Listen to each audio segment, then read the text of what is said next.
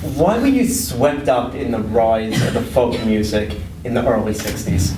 I started playing music in school band programs. When I was a kid, California schools had great music programs, and I decided to play drums, much to my parents' delight.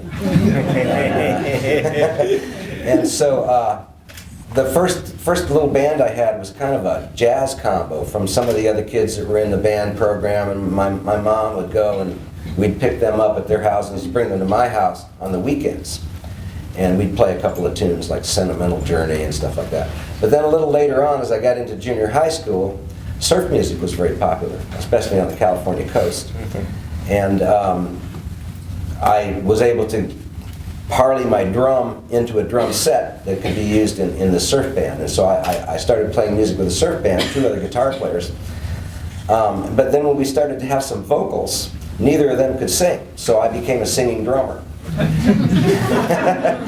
And then at a certain point, all of a sudden, some of the early groups that were able to break folk music onto the radio, they weren't really the traditional folk acts where the root music came from, but they were acts like the Kingston Trio that were palatable enough to the radio audience to be able to get on the air.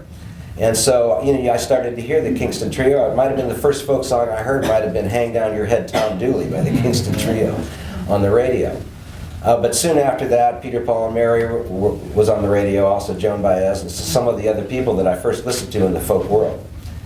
And so some of my early influences were Joan Baez and probably Peter, Paul, and Mary. Definitely Ian and Sylvia from Canada, who I was turned on to at a very early age.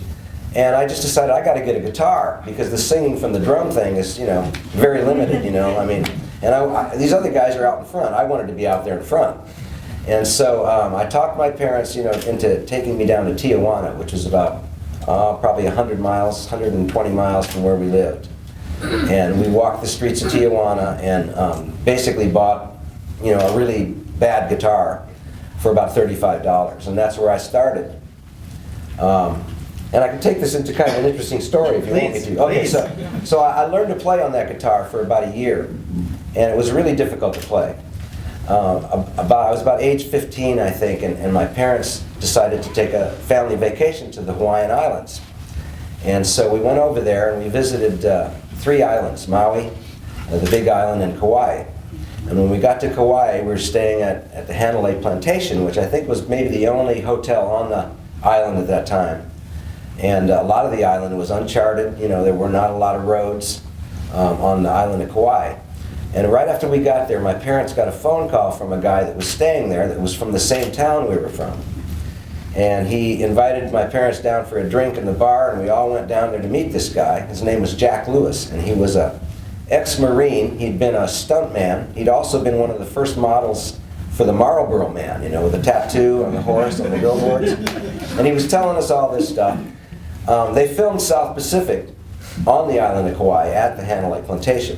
And so he was telling us that he always stayed there because when they filmed that movie, he had done the stunts in the movie. Like there's a stunt where a guy drives a motorcycle off the end of a pier in that movie, and that's this guy who we met.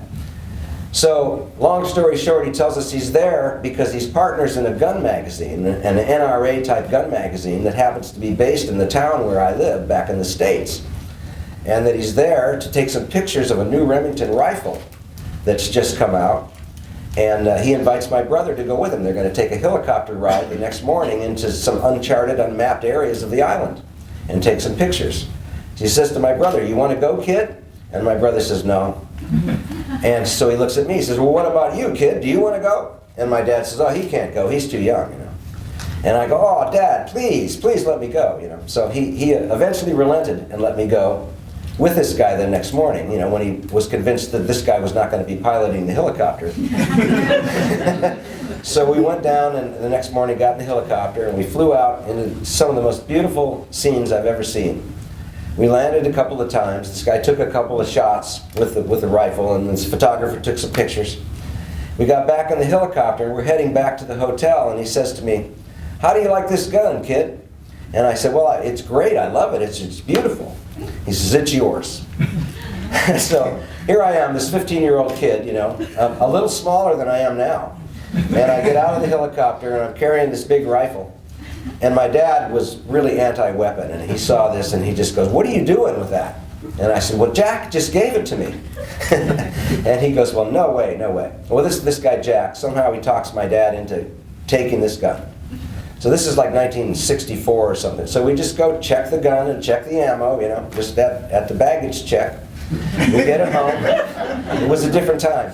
We get home and we put that thing in a closet. And I live in a, you know, an urban, or I'd say a suburb area outside of Los Angeles, and there's no place for me to, you know, do anything with this rifle. So it just sits there in the closet. And about 6 months later, this kid that I go to school with, turns out he hunts with his dad all the time.